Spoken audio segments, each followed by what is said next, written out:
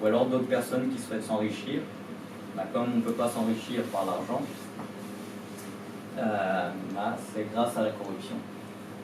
Et j'ai travaillé une semaine dans un bus au Venezuela. Et le père, à la fin de la semaine, il m'a donné 500 bolivars. Et son fils, il me dit, mais pourquoi tu donnes 500 bolivars aux Français et à moi tu me donnes seulement 300? Je ne sais pas, quand Adrien il a travaillé, on a gagné beaucoup plus qu'avec toi.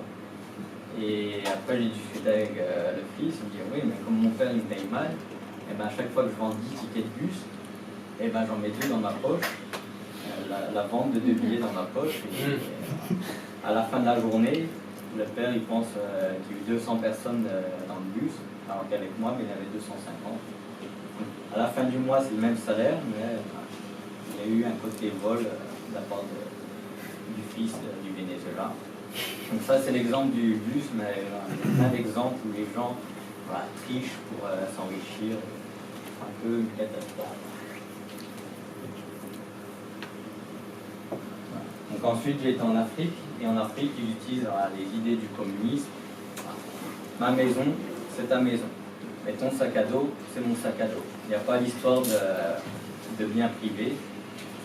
Et un blanc en Afrique, il est vu comme quelqu'un qui a plein d'argent.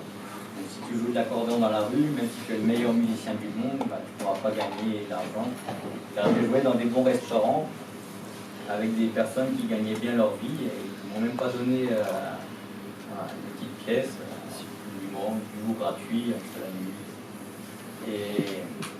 Mais par contre, on est également vu comme quelqu'un de très intelligent.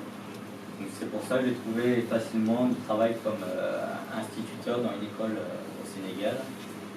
Comme il y avait des classes de 100 élèves, j'ai été voir, moi je peux m'occuper de la moitié de la classe, et comme ça, je fais un groupe de 50, un groupe de 50. Et j'ai demandé juste à être nourri, logé, car je n'avais pas de visa de travail, donc je ne pouvais pas être payé par le gouvernement. Et ça donnait une image de marque à l'école, le directeur était très content de loger. Mais ensuite, pour être instituteur au Sénégal, c'est beaucoup plus difficile que d'enseigner à des enfants en difficulté en France, car la façon de penser d'un Africain est très différente d'un Français. Et quand je donnais mes examens, les gens, tout le monde se copiait dessus. Et donc, je faisais -5 sur les copies. Je disais, pourquoi c'est mauvais de se copier dessus? Nous, on n'est pas égoïstes comme les Européens, c'est chacun pour soi. Quand on est intelligent, on aide celui qui a des problèmes. Si on a de l'argent, on aide celui qui n'en a pas. Et c'est pour ça que dans les familles, souvent il y en a un qui travaille, les autres ne travaillent pas. Mais celui qui travaille, il n'est pas plus riche que ceux qui ne travaillent pas. Car son salaire, il le divise avec ses 5 frères et sœurs. Et c'est pour ça, souvent les gens disent, mais pourquoi travailler que je ne veux pas être plus riche? Mon salaire, ensuite, je dois être divisé. Et ensuite, quand je suis arrivé le premier jour à 8h moins 10 à l'école, je voulais discuter avec d'autres professeurs pour savoir comment ça se passait avec cette classe. Mais à 8h moins 10, il n'y avait personne. Et j'ai commencé mon cours à 8h15. Et les élèves ils me disaient, non, mais il ne faut pas commencer maintenant. Il manque encore la moitié de la classe. J'en ai 20, mais normalement on est une quarantaine. J'ai attendu et j'ai commencé le cours à 8h30. Et dans toutes les classes, ils font ça. Et les professeurs sont contents car ça fait 30 minutes payées. Et pour moi, j'ai voulu commencer à 8h pour essayer d'améliorer le niveau des élèves. Car je n'étais pas instituteur au Sénégal pour m'enrichir, car je n'étais pas payé, mais pour essayer de les aider. Et j'ai renvoyé tous les élèves qui arrivaient après 8h15. Et le directeur, il est venu, il me dit, moi j'ai des problèmes avec les parents, car les parents ils me disent que leur enfant ils passent leur temps à jouer au foot et ils sont contents du nouveau prof. Et tu dois les accepter, même s'ils arrivent une demi-heure ou une heure en retard, tu dois accepter tout le monde, mais pas les renvoyer. Donc finalement, j'ai toujours commencé mes cours à 8h15 et voilà, je suis arrivé en retard, j'ai fait la moitié du cours. Tant pis. Par contre, le vendredi, ils ont l'appel de la mosquée pour la prière la plus importante à 2h15. Et à 2h moins le quart, les enfants disent là on doit aller à la prière, on doit quitter les cours. la mosquée était juste à côté de l'école. Pour la prière, ils doivent arriver vraiment à 2h15. Ils essayent même d'arriver en avance, car il faut qu'ils se mettent dans les conditions de prière. Donc il y a les ablutions, mais il y a aussi une partie spirituelle. C'est pas juste arriver et commencer. Donc, voilà. Pour la prière, là c'est beaucoup plus important.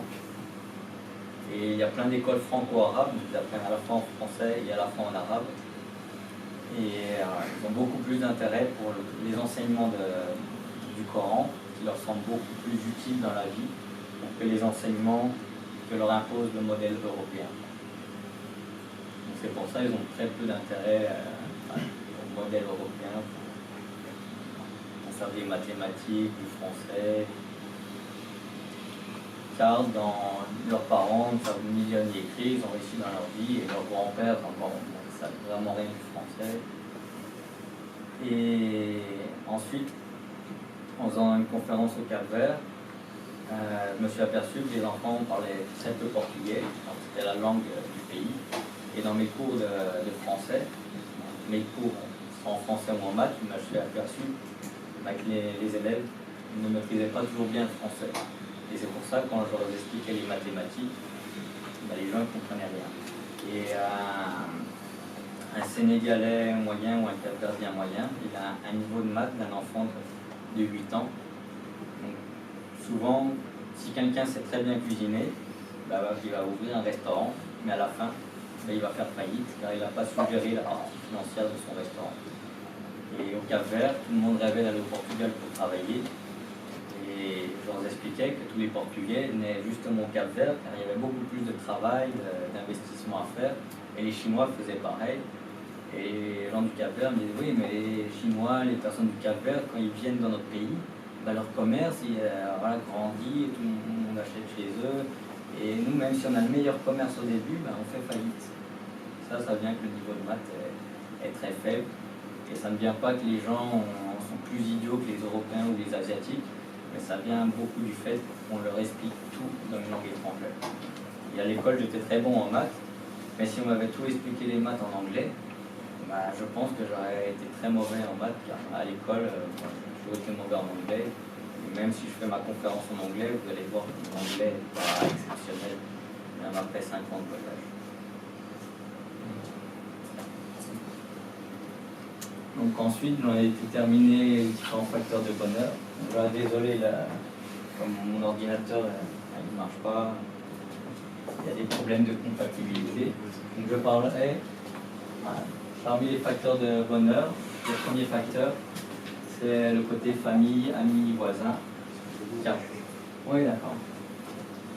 Car plus on a de contacts, quand on est enfant ou quand on est adulte, plus on arrive à être heureux. Et je me rappelle quand j'étais en Nouvelle-Zélande, je faisais du stop dans une station d'essence. Bonsoir. Et la femme, elle m'expliquait, moi, si tu savais comment j'aimerais qu'on m'aide, toi tu voudrais qu'on t'aide pour aller là, mais moi j'ai plein de problèmes aussi. Je vais parler de tes problèmes. Et souvent, dans les pays modernes, les gens n'ont pas assez de contact pour partager ses problèmes et pour les résoudre. Ensuite, le deuxième facteur du bonheur, c'est la partie santé. Donc, dans tous les pays, j'ai mangé comme les gens du pays.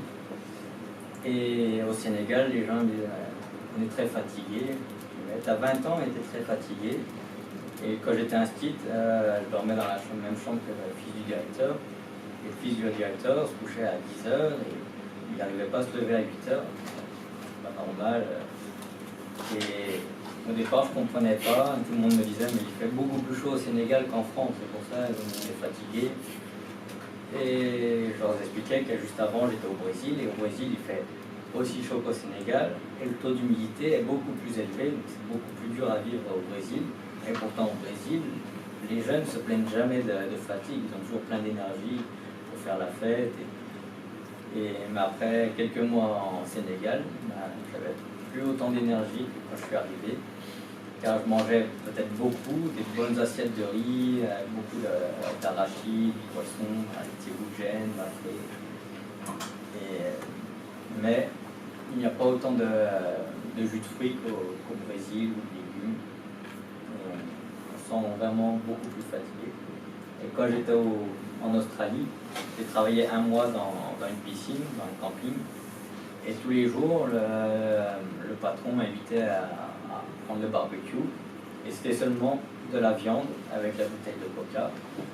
Et après quelques jours, je lui ai dit, ah, j'aimerais bien avoir quelques légumes et avoir une bouteille d'eau, boire 1,5 litre de coca tous les jours.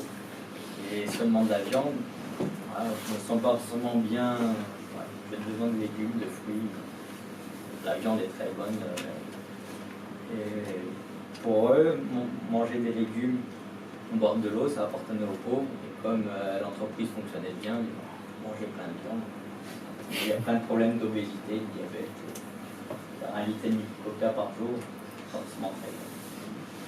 Et alors, on essaye souvent d'améliorer la santé en payant des grands scientifiques pour faire de la recherche, alors qu'on pourrait améliorer la santé plus par l'alimentation. Car quand on voyage, manger 5 fruits et légumes par jour, on voit que ce n'est pas juste un slogan marketing, on le vit vraiment, mais on voit qu'on est en manque de vitamines.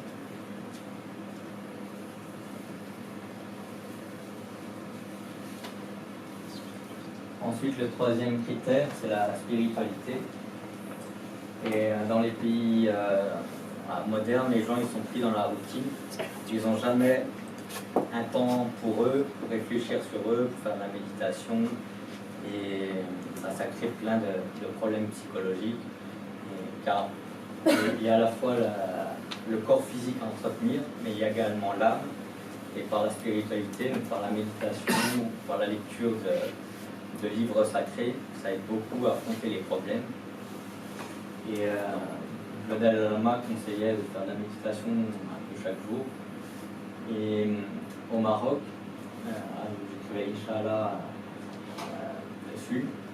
Et en région musulmane ou chrétienne, quand on vit, c'est bien de le faire selon la volonté de Dieu, Inch'Allah. Et ensuite, quand on a des problèmes, on les affronte plus facilement, car on dit c'est juste Dieu, comme un père de famille, mais il veut nous donner des obstacles pour essayer de nous rendre plus forts. Et après, on voit dans mon voyage, j'ai vu plein de problèmes. C'est-à-dire, le voyage, c'est un concentré de la vie. Tous les jours, on a des nouveaux logements. À chaque fois, j'ai changé de boulot une dizaine de fois au cours des 4 ans. C'est vraiment un concentré de vie. Il y a plein d'obstacles, plein de bons moments. Mais si on vit selon la volonté de Dieu, tout semble un peu plus facile.